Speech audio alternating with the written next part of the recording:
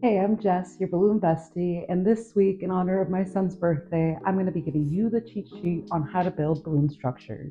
There's a few different ways to build balloon structures, but most of them require intricate bases and inflating thousands of balloons.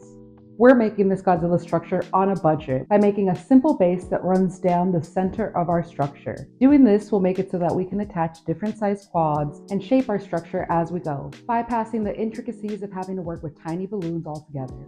Start by figuring out the shape of your base. PVC is the easiest material that I've found to work with. It's easy to cut and bend into shape. I like heating sand and filling the PVC pipe with it. The hot sand makes it so that the PVC bends like clay. You gotta move quick before the sand cools, but it gives you smooth curves and tight bends you wouldn't otherwise get with a heat gun. I also recommend using telescoping stands like this one for the leg of your dinosaur. I ended up using a cross between PVC and stands that I already had to make the curve for this Godzilla structure. Now we have to inflate our balloons.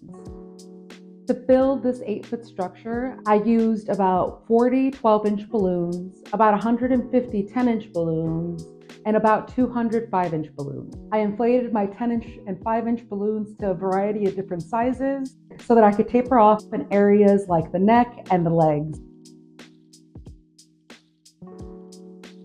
For the arms and tail, I used a simple technique used for balloon ropes. You inflate and tie your balloons in pairs, and then use fishing line to weave these pairs together tightly to create a rope as long as you need.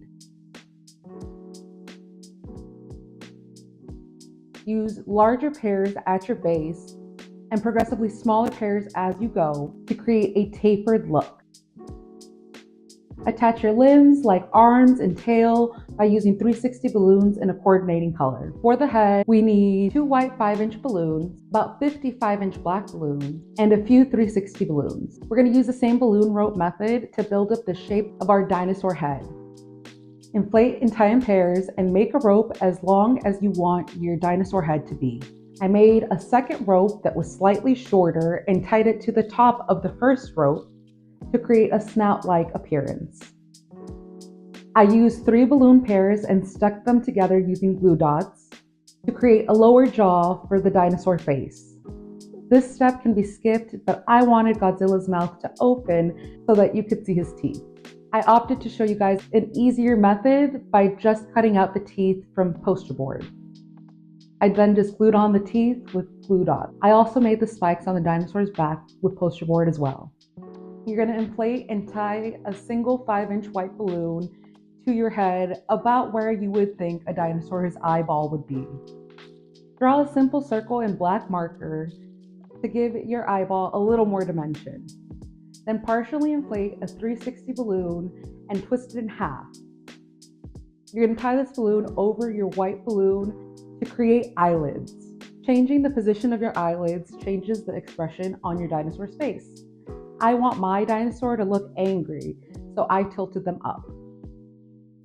I pulled together every piece of scrap foam board I had, cut them to size, and spray painted them.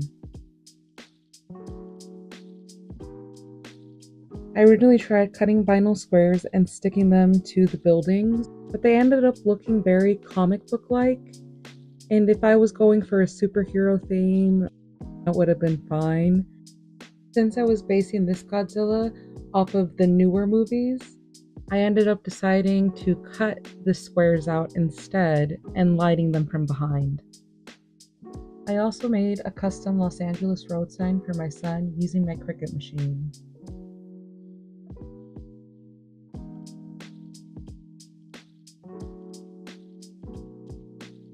I can't wait to see the look on my son's face when he realizes that Godzilla is in LA, and that's where we're going for his birthday.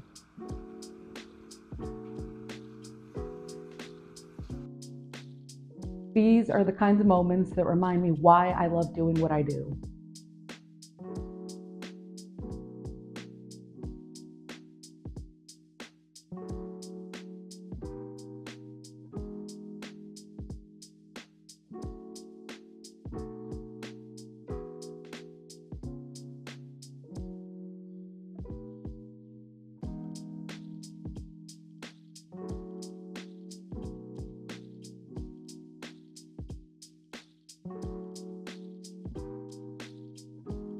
If you're inspired to try a big birthday surprise of your own, be sure to like, subscribe, and hit the bell to see more creative balloon setups and ideas that'll help you celebrate more and stress less. I'll see you in the next one.